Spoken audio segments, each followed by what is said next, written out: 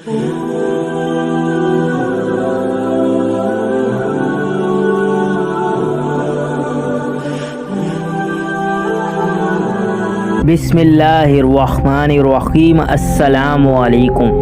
आज की इस वीडियो में हम आपको ईद उल अज़हा की नमाज़ पढ़ने का स्टेप बाय स्टेप मुकम्मल तरीका बताएंगे। ये नमाज साल में एक बार अदा की जाती है, इसलिए बहुत से लोगों को इस नमाज का तरीका भूल जाता है। लेकिन अगर आप इस वीडियो को शुरू से लेकर आखिर तक देखेंगे तो आपको ईद उल अज़हा की नमाज पढ़ने का मुकम्मल तरीका समझ आ जाएगा। हम आपको ईद उल अज़हा की नमाज पढ़ने का तरीका बताएंगे, लेकिन उससे पहले आप हमारी इस वीडियो को लाइक कर दें। सबसे पहले आपने ईद उल अज़हा की नमाज की नियत करनी है।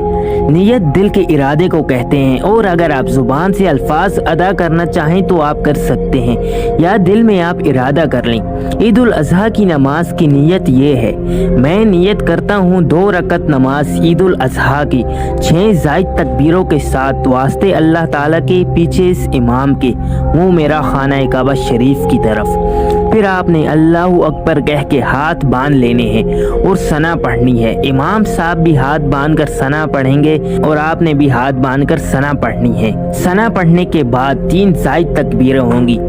जब इमाम साहब पहली तकबीर यानी अल्लाहु अकबर कहें तो आपको हाथ कानों तक उठाकर छोड़ देने हैं। हाथ बांधने नहीं हैं बल्कि खुले छोड़ देने हैं। फिर इमाम दूसरी तकबीर कहेगा तो आपने फिर से हाथ कानों तक उठाकर छोड़ देने हैं, और जब इमाम तीसरी तकबीर कहेगा तो आपने हाथ कानों तक उठाकर बांध लेने हैं। खुले नहीं छोड़ने, बस आपने सिर्फ 2 तकबीरों में ही हाथ खुले छोड़ने हैं और तीसरी तकबीर में आपने हाथ बांध लेने हैं। उसके बाद इमाम सूरह फातिहा पढ़ेगा।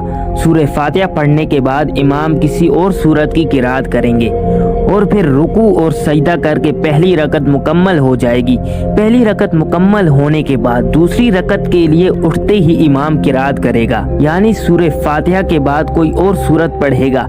उसके बाद रुकू में जाने से पहले इमाम साहब 3 ज़ायद तकबीरें कहेंगे। जब इमाम पहली तकबीर कहेगा तो आपने हाथ कानों तक उठाकर छोड़ देने हैं, और जब इमाम दूसरी तकबीर कहेगा तो आपने हाथ कानों तक उठाकर छोड़ देने हैं, और जब इमाम तीसरी तकबीर कहे तो आपने फिर से हाथ कानों तक उठाकर छोड़ देने हैं। यहाँ जो 6 ज़ायद तकबीरें थी वो मुकम्मल हो जाएंगी।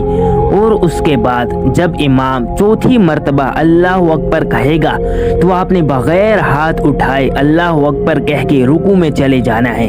उसके बाद बाकी सारी नमाज बाकी दूसरी नमाजों की तरह ही पढ़नी है। तशहद के बाद इमाम साहब के साथ सलाम फेर कर आपने नमाज मुकम्मल कर लेनी है। ये नमाज सिर्फ 6 ज़ायद तकबीरों के अलावा बिल्कुल दूसरी नमाजों की तरह ही अदा करनी है, जैसे कि 3 तकबीरें पहली रकत में सना के बाद और फिर 3 तकबीरें दूसरी रकत में रुकू में जाने से पहले। नमाज के बाद अल्लाह के हुजूर दुआ मांगे, क्योंकि ये दुआ कभी रद्द नहीं होती। आप इस वीडियो को दूसरों के साथ भी शेयर ज़रूर करें, ताकि दूसरे लोग भी इस वीडियो को देख के जो नमाज में गलतियाँ करते हैं उनको वो ठीक कर पाएं।